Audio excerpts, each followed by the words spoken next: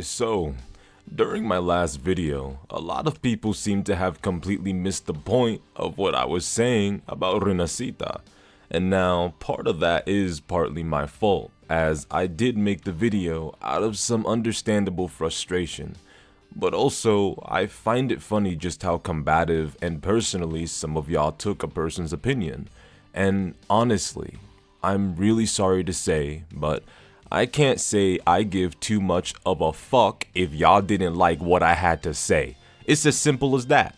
There was a lot of misconceptions and people just commenting random bullshit and automatically assuming what I felt about Wuthering waves in general or my taste in things I consume. I said what I said and know what I meant. People with half a brain and my subscribers already know what I meant, and y'all other motherfuckers don't gotta get it.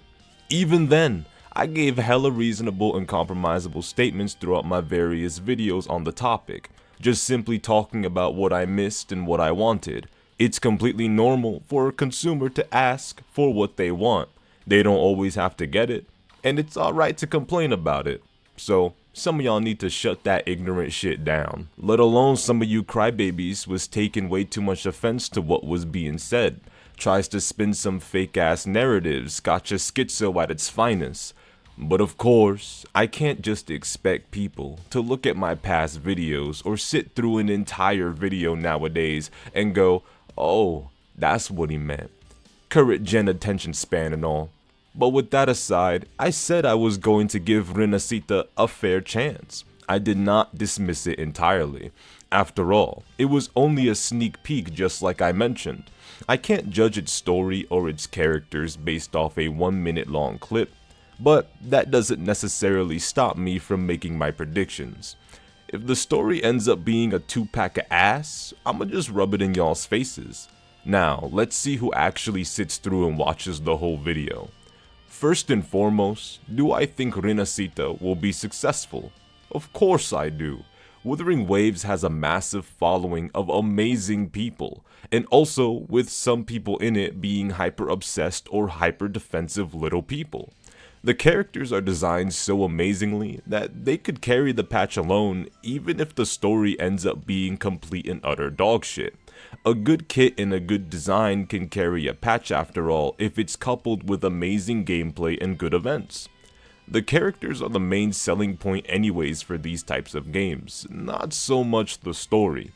They could even get away with introducing some skins, whether they would be PS5 promotional skins or not, would be another great selling point to help further Rinascita's success rate. I think the region will obviously be fun to traverse around, and like I said in my last video, I do not doubt that Rinascita will be a beautiful and great place to look at.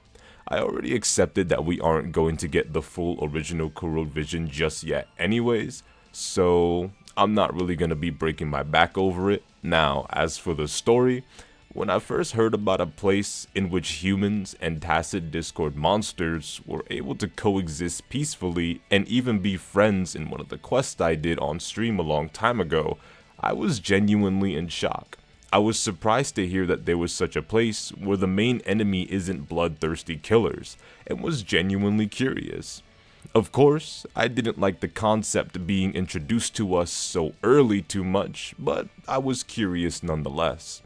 I wanted to see a little more of the damage the tacit discords had done to the world first, however, but it seems that we were going to go in the direction of this newer place that was mentioned in that past quest, for this concept in general. As I mentioned in my other videos, the Northfall Barrens and the Desarok Highlands were not enough in terms of tacit discord destruction.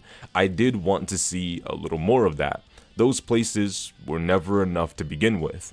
I needed to see something more that would be able to satisfy my cravings. After all, every consumer of every product will still long for a specific taste, whether they get it on the spot or want something else. As I was mulling over the map and story for what that place could potentially be, something hit me.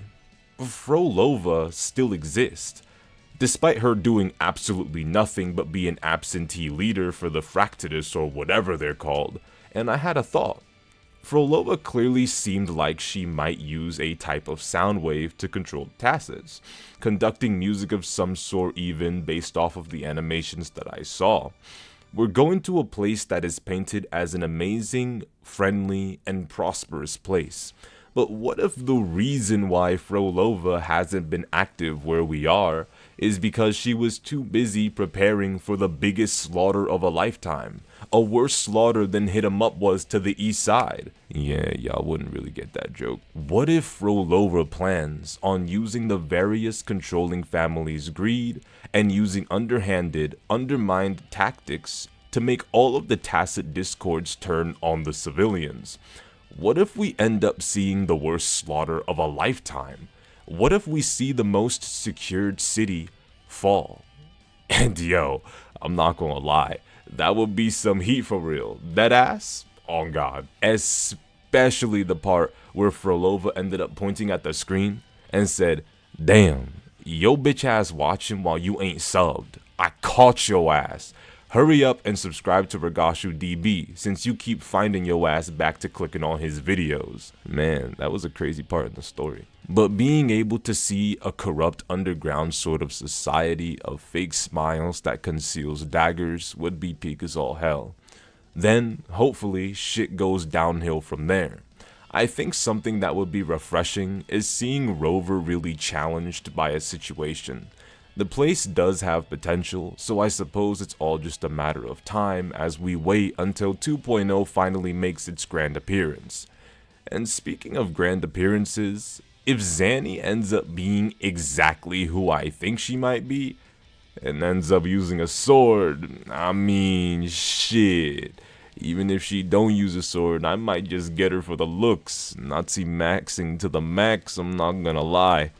Got me acting hella unwise for real, and that shit ain't easy. But I highly doubt that she's gonna be the alpha variant or XP, guys. Let's calm down. Not all white-haired, red-eyed people are alpha. I'ma be waiting for that white-haired, multicolored-eyed queen to come sooner or later. But to be honest, regardless, having something new would be nice in general. I feel like even with the implementation of Black Shores and the Tethys Deep, we've been stuck in this loop of running around a tutorial feeling map. I'll be happy to actually just kinda be somewhere new, regardless of what it may look like. As I said before, I do love Wuthering Waves, I really do. Some people think I hate it, but I don't. I still enjoy playing it a lot, and it's okay for a man to be disappointed in something they love. It ain't a hard concept to grasp, especially if he expresses frustration. I wanted to thank you guys for all your support and overall watch time. I really do appreciate the real ones that watch my videos all the way through and keep coming back for more. This YouTube channel is going to keep growing. I want to see it reach 2,000, 3,000, 4, 5, 6, 10,000 subs even. The end goal, believe it or not, just 100K. If I can make it to 100K, consider it a mission complete. But I thank you all for watching, and I of course, obviously, want you all to take care, and peace.